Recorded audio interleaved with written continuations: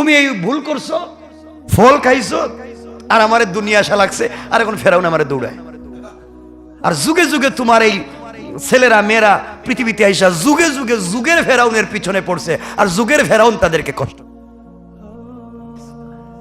মুসা আলাইহিস সালাম খুব স্ট্রেট নবী ছিলেন, স্ট্রেট। যা বলছি তো বলছি, কে কি, উনি কে খবর নাই, বলছি তো বলছি। হযরতে মুসা আলাইহিস সালামের সঙ্গে একবার হযরতে আদম আলাইহিস সালামের দেখা হইল। এমন এগুলা তিনটা বর্ণনা, কোথায় দেখা হইল, আসলে দেখাটা হইল কোথায়, তিন বর্ণনা। আমরা একটা বর্ণনার আলোচনা করব, তিনটার না, খুব সংক্ষেপ কথা বলবো, খুব স্ট্রেট মানুষ। কেমনে দেখা হলো, এটা সহিহ হাদিস, মানে উত্তম একটা হাদিস, একবার বুখারী মুসলিমের না হলে মেশকাতের হাদিস, এবং এটা যারা রাওয়ী তারা এটাকে উত্তম হাদিস বলেছেন, এটাকে বলেন নাই যে জয়ীফ বা দুর্বল, বা এটাকে নিয়ে কেউ ইখতিলাফ করেননি। মুসা আলাইহিস সালাম আদম আলাইহিস সালামকে জিজ্ঞেস করেন, আব্বা আপনি তো আমাদের বাপ। বলে হ্যাঁ, সমস্যা কি? বলে আপনি কেমন বাপ কোন তো, দেখেন কেমন স্টেট। বলে আমি কি করছি? কই জান্নাতে এত ফল ফ্রুটস থাকতে, এত খাবার থাকতে, কি জান্নাত রাখছে আল্লাহ বানাইয়া, এত কিছু থাকতে আপনি যেটা আল্লাহ নিষেধ করছে এটা খাইতে গেলেন কেন? আপনি কি আর কিছু পান নাই খাওয়ার? দেখেন কেমন ছেলে, আপনি জিজ্ঞা কই এত এত খাবার জান্নাতে পড়ে রইছে, হাজার কোটি কোটি বছর খাইলেও শেষ হইতো না, আপনি এত কিছু রাইখা ওইটা খাইতে গেছেন কেন? বাপ বলতেছেন, আমি যেটা খাইছি এটা তুমি জানলা কেমনে? তুমি কি আমার আগে ছিলে নাকি? আগে না থাকলে কি হইব? আমি যখনই আসে তুমি এটা খাইছো, আর এই দুনিয়া আমাদের কাহিনী এত কষ্ট দিচ্ছ, আর যুগে যুগে ফেরাউন এসে আমাদেরকে ডিস্টার্ব করে। এই যে তুমি যদি ফল না খাইতা আমারে আশা লাগতো না, আর ফেরাউনের হাতে পিঠা খাইতে হইতো না। আল্লাহু আকবার বললেন না? তুমি এই ভুল করছো, ফল খাইছো, আর আমারে দুনিয়া আশা লাগছে, আর এখন ফেরাউন আমারে দৌড়ায়। আর যুগে যুগে তোমার এই ছেলেরা মেয়েরা পৃথিবীতে আইসা যুগে যুগে যুগের ফেরাউনের পিছনে পড়ছে, আর যুগের ফেরাউন তাদেরকে কষ্ট দেয়। ঠিক কিনা বলেন? সব যুগে কিন্তু ফেরাউন আছে না? নাই? মুসার যুগে ফেরাউন ছিল, ফেরাউন তার নাম না, ফেরাউন উপাধি। এজন্য যুগে যুগে ফেরাউন থাকে। তো মুসা বলতেছেন সব যুগের ফেরাউনই তো মানুষকে কষ্ট দেয়, তুমি কাজ করতে গেছো কেন আব্বা? ঠিক আছে, আমার কথা বুঝতেছেন আপনারা? আচ্ছা আমার বন্ধুগণ, বাদশা ফেরাউন হযরতে মুসা আলাইহিস সালামকে কষ্ট দিছে না দেয় নাই? না দেয় নাই? দিয়েছে। এক পর্যায়ে মুসা আলাইহিস সালাম বলছেন, আব্বা এটা কাজটা ঠিক হইল না তোমার। আদম আলাইহিস সালাম বলেন, বাবা তুমি এই কথাটা কই পাইছো যে আমি এটা খাইছি? কেন পাইমু না, আমি তো তাওরাতে পাইছি। কোথায় পাইছি? আমার কিতাব আমার কাছে নাজিল হয়েছে, আমি জানবো না কেন? আল্লাহ এখানে লিখে দিছে।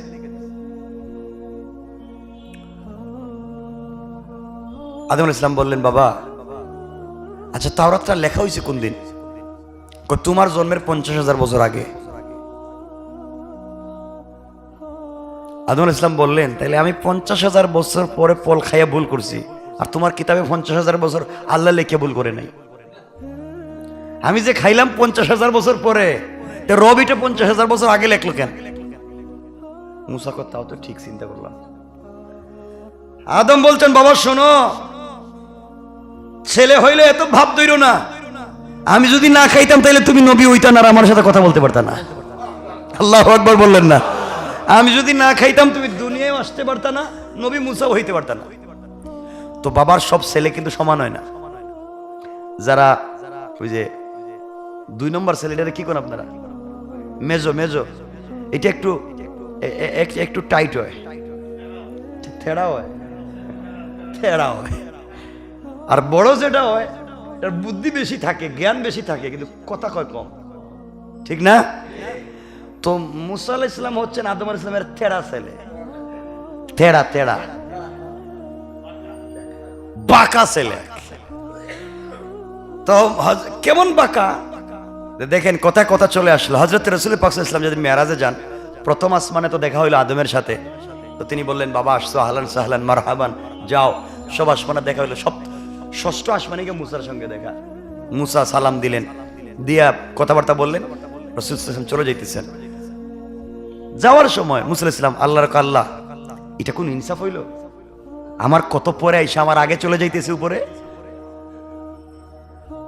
তো রাসূল পাক সাল্লাল্লাহু আলাইহি ওয়াসাল্লাম হযরতে জিবরিল আমিনকে জিজ্ঞেস করছেন, জিবরাইল এই কথাটা বলে কে? কত বড় বেয়াদবের মতো কথা বলতেছে, যে আল্লাহর সাথে কথা বলতেছে, যে এত পরে আইসা আমার আগে উপরে চলে যায়, আমি এতদিন ধরে যাইতে পারলাম না। জিবরিল আমিন বলছেন, পয়গম্বর এটা মুসা আপনার ভাই। কথা কি এভাবেই কয়? ওর ভাষাটা এভাবে, এটা আল্লাহ বুঝেন, ওর কথা ধরেন না আল্লাহ। সুবহানাল্লাহ বললেন না? ও এভাবেই কথা কয়। এর এত রাগ, মানুষের থাবড়া মারে, ও থাবড়া মারি মানুষ মাইরে ফেলায়। জানেন না আপনি? কি আমি গেছিলাম তো।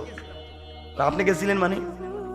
আমি একদিন গেছিলাম মুসার কাছে, যাওয়ার পরে দেখলাম আজরাইল এখানে। আজরাইল মনে গেছিলেন তার জান আনার জন্য, থাবড়া দিয়া চোখ ফেলাই দিস। মানে এই পাবলিক, এজন্য স্টেট। তো আমি বুঝাতে চাচ্ছি, হযরতে মুসা আলাইহিস সালাম তো স্টেট থাকবার পরেও যে কথা বলে বাপকেও ছাড়েননি, তিনি তার ইনসাফের উল্টা চলেননি।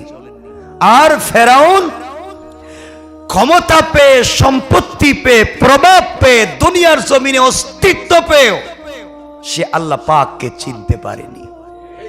কথা বলেন? সে আল্লাহ পাককে চিনতে পারেনি। তার টাকার অভাব ছিল না, সম্পত্তির অভাব ছিল না, সব ছিল, কিন্তু চিনতে পারেনি কাকে? আর মুসা আলাইহিস সালাম আল্লাহকে চিনতেন। বাড়ি ছিল না, ঘর ছিল না, এমনকি নিজের বাড়ি ছেড়ে গিয়েছেন মাদিয়ান বা মাদাইন। ওখানে গিয়ে শুআয়ব পয়গম্বরের মেয়ে সফুরাকে বিয়ে করেছেন। দীর্ঘদিন শ্বশুরের বকরিরা খালি করছেন, বকরিরা খালির বিনিময়ে একটা মেয়ের বিয়ে করছেন। ওখান থেকে আবার নিজে আসছেন। ধৈর্য ধরবার কারণে, ইস্তেকামত ইমানের উপরে থাকবার কারণে, ইস্তেকামত ন্যায়ের উপরে থাকবার কারণে, ইস্তেকামত সাক্ষীর উপরে থাকবার কারণে আল্লাহ এই বকরি রাখাল মুসাকেও শ্বশুরের বকরি চড়াইতো, এই মুসাকে আবার ফিরাইয়া ফেরাউন উপরে বিজয় দান করে মুসাকে আল্লাহ নবী এবং রাসূল বানাইয়া দিয়েছেন। সুবহান। ইসলামিক ওয়াজ বাংলা।